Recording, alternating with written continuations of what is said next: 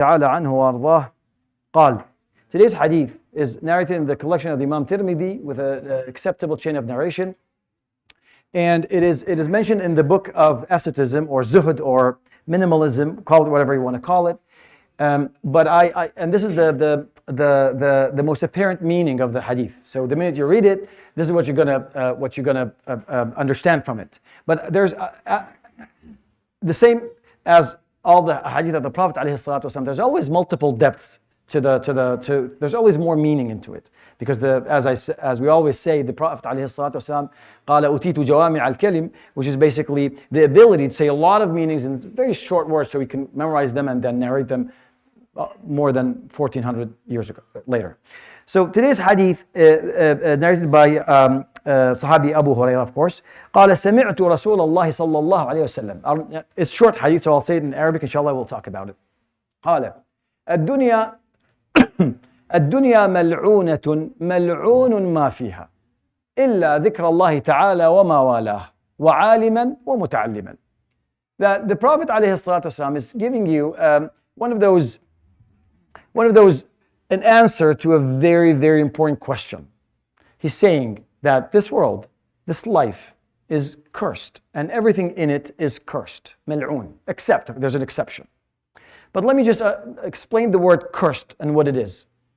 It is not, the word mal'oon in Arabic means that if something is described as mal'oon, it means is far from Allah subhanahu wa ta'ala and far from the mercy and the bounty of Allah subhanahu wa ta'ala. This is what it means. It doesn't mean anything that we see in movies and all that. This is what it means.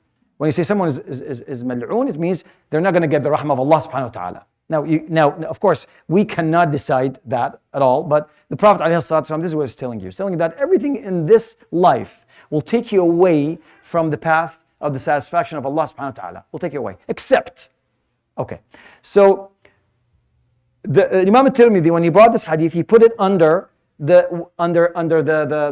chapter of asceticism or zuhd, and I feel like if I try to pretend that I can read his mind, almost is focusing on this part, the first part. But I would like to focus on the second part, the exception. That, okay, everything is cursed except, what are the things that are not cursed? The things that will bring me closer to Allah subhanahu wa ta'ala. Three things. Number one, it says, إِلَّا ذِكْرَ اللَّهِ وَمَا وَالَهُ ذِكْرَ اللَّهِ تَعَالَى وَمَا وَالَهُ, except the remembrance of Allah subhanahu wa ta'ala and anything is associated with it.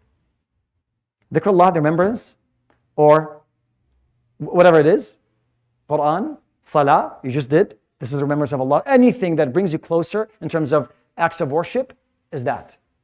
And then there's a second thing, وَعَالِمًا أو مُتَعَلِّمًا. That a scholar, someone who has gained the level of scholarship in the religious sciences and knowledge, that's able to, and of course, religious knowledge is any knowledge that brings you closer to Allah subhanahu wa ta'ala. It doesn't mean only fiqh and things that are limited to how to pray and how to fast and all. No. Anything that brings you closer to Allah subhanahu wa ta'ala. The ability to be truthful, that's also the knowledge. And it takes... the second thing is alim, a scholar, or muta'allim, or a seeker of knowledge. So these are the three things that I would like to focus on. Because the hadith, is when it's mentioned in the chapter of asceticism, zuhd, it doesn't talk about, okay, this is what I shouldn't do. Then where should I put all my effort? Where should I put all my energy? These are the three things. There's another hadith, some people consider it hadith, others call it just a general wisdom that's been narrated from our, the Salaf. It says, kun aliman, that become either three things, either aliman, either you're a scholar, or muta'alliman, a seeker of knowledge, or mustami'an wa'ian, or a listener. And don't be the fourth, because there's no fourth, right? So these are the four things. Now, I feel that the Prophet ﷺ in this hadith is giving you where to have your purpose, is where to build your goals. These are the goals. I don't pretend that I know a lot about psychology, but when you talk to people at different ages, there's always a sense of lack of purpose, lack of goal. Why am I here? What should I pay attention to? Where should I put all my energy? And I feel like this is the answer. Dhikrullah, that the remembrance of Allah subhanahu wa ta'ala, the acts of worship, and then learning and teaching.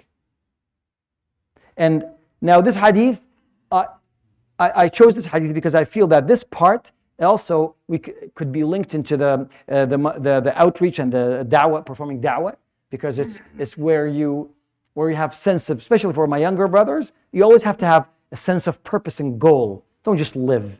Just know why you have to have a purpose. You have to have a goal to build. And this is where anything else will take you away from Allah subhanahu wa ta'ala. And these are the three categories. There's small words, but they're umbrella terms. There's a lot underneath. So I hope this was of benefit. يروي الإمام الترمذي بسند حسن في جامعه عن أبي هريرة رضي الله تعالى عنه وأرضاه قال سمعت رسول الله صلى الله عليه وسلم يقول الدنيا ملعونة ملعون ما فيها إلا ذكر الله وما والاه وعالما ومتعلما. وصدق رسول الله صلى الله عليه وسلم. سبحانك اللهم بحمدك لا إله إلا أنت أستغفرك وأتوب إليك.